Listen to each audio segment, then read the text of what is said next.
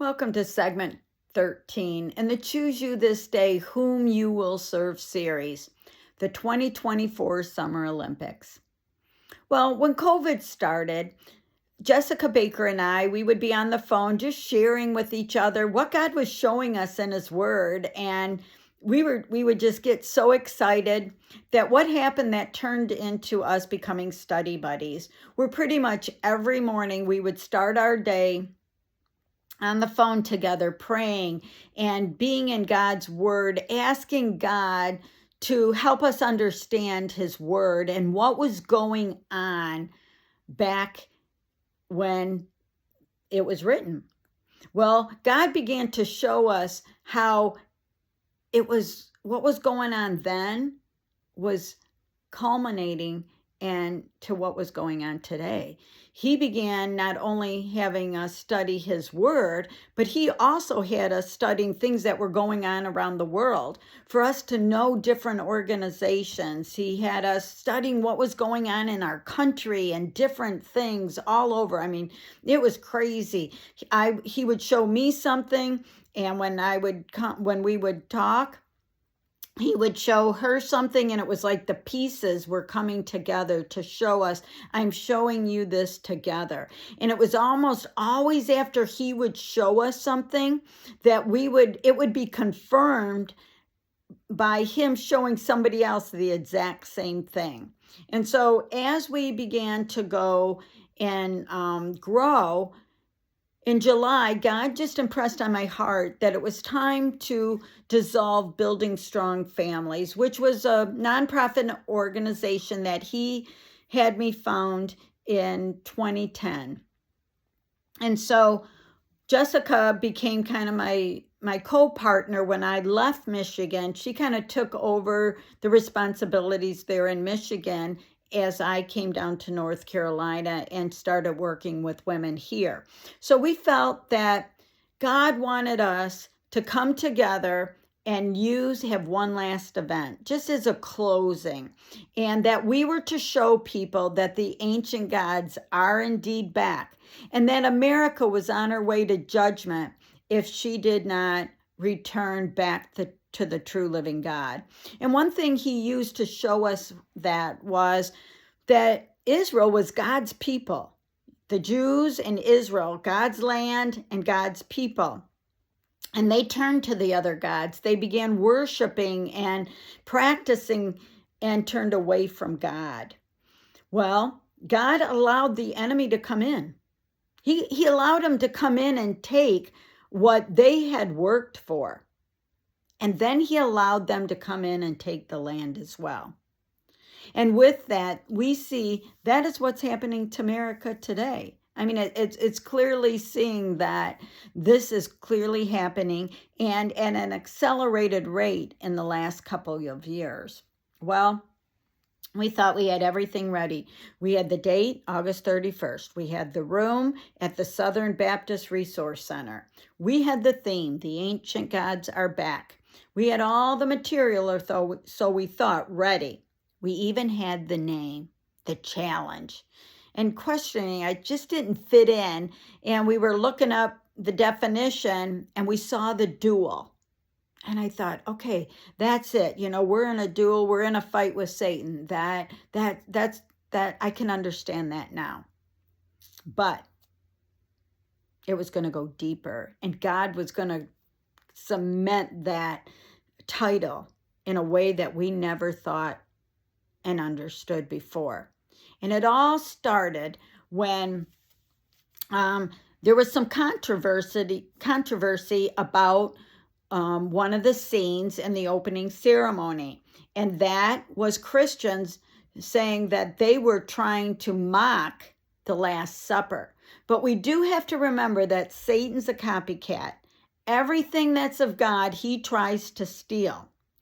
And in that, we're going to see that that was actually a feast to a pagan god. And so before we start, I want us to understand that in this segment, we're going to go over some of the pre-ceremony rituals. And yes, there was ceremonies before even the actual opening and closing. So we're going to go over those. We're going to go over the opening and the closing. And I'm going to try to show you as little as possible to help you understand that this is true and this is real. Because every single song, every symbol, every action, all had a deep meaning.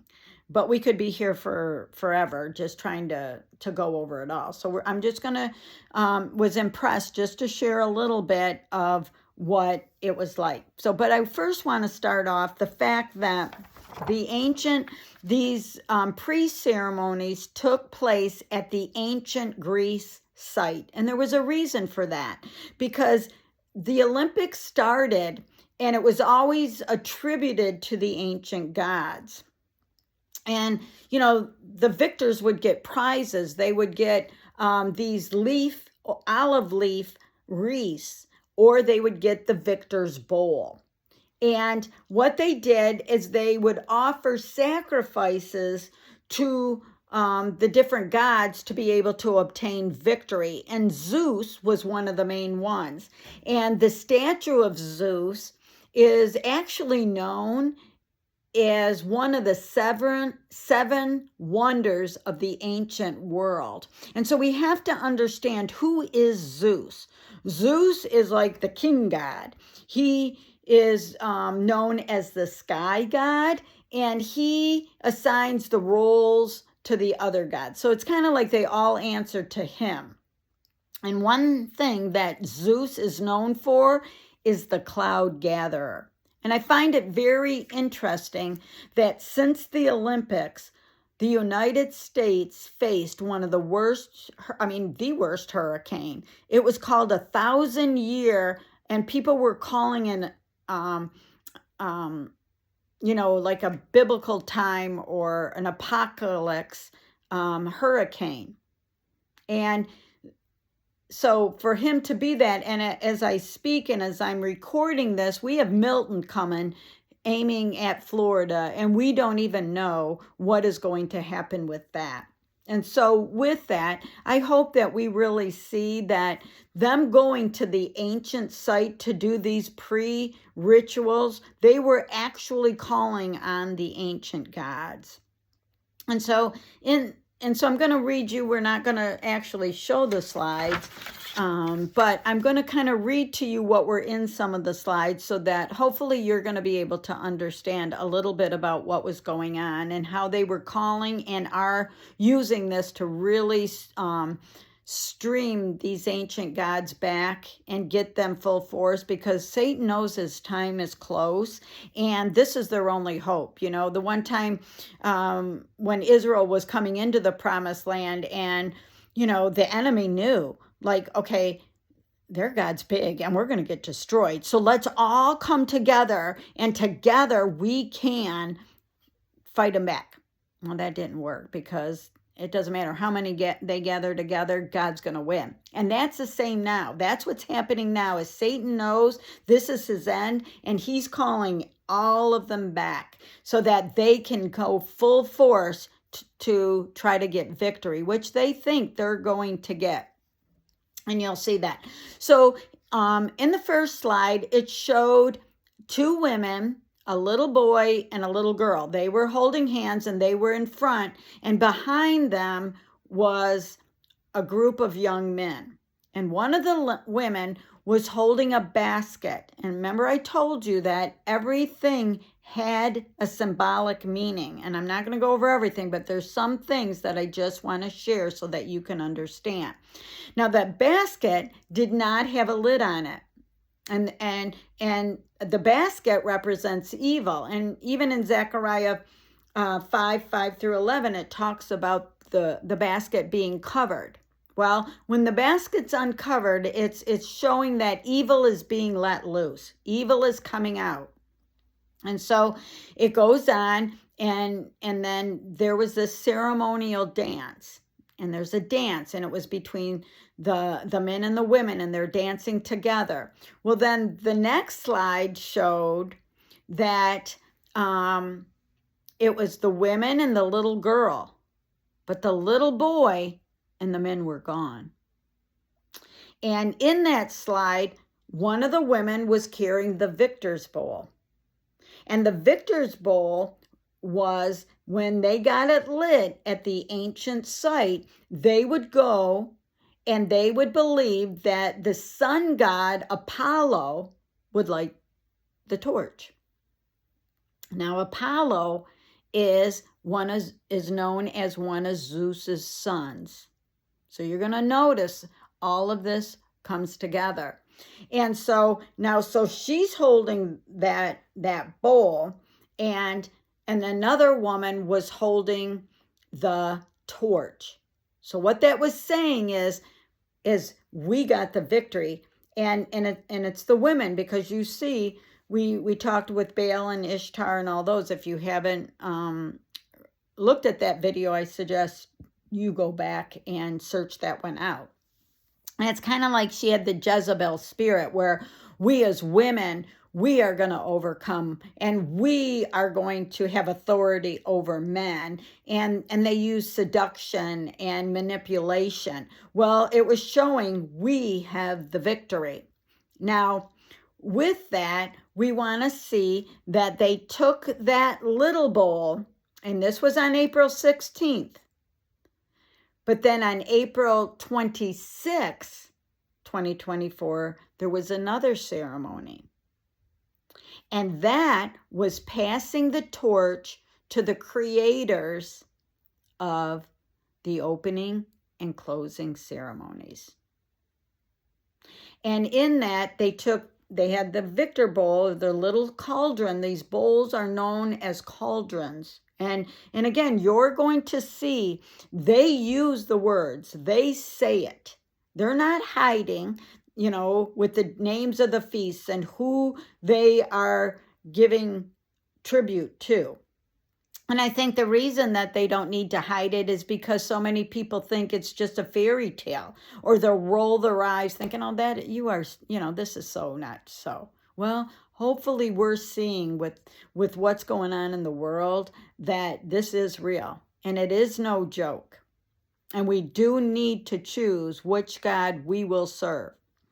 Well, now they, like the bigger bowl, they passed the torch on to the makers of the opening and closing ceremonies. So let's see a little bit, just a little bit, of some of the things that were going on. Now, we see in the opening ceremony, and they said this was the first time that any ceremony took place outside of the actual arena. So this went all over France, and there's reasons for it, because the rider comes in on the Cyrene River, and that is said to be like the Sequana, which is the goddess of the Cyrene. So again, they're using this to honor these ancient gods, which are kind of calling them back. And so what a perfect place to come riding in triumphantly on this horse to conquer and to conquer. Well, then you have another scene with an Assassin's Creed character, and that was from the video games we talked about in the video game. Now, they were using the character that was in one of the video games that was from the French Revolution back in the day, where these Assassin's Creeds, they would actually have you go back into time during this time and replicate and play the game as if it was going on back in the day. Well, the French Revolution was them wanting to be free from the rules of God. They wanted their liberty. They wanted their freedom. So when you're hearing about liberty and freedom, you must understand that they want freedom from God and God's laws so that they can be free to do what they willed. All right? And again, pay attention. We've been showing you this throughout all of this series. So with that, then you see that character, and he's in a boat now. He's in the boat with the children. The children are carrying the torch.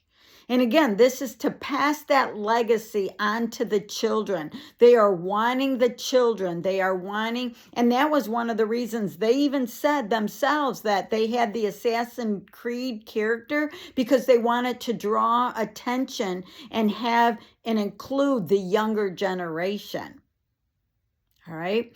And so with that, and then they're going down this river. Now they take the torch, and there was so much other that went on there, but now we have the torch, and they're gonna light the cauldron.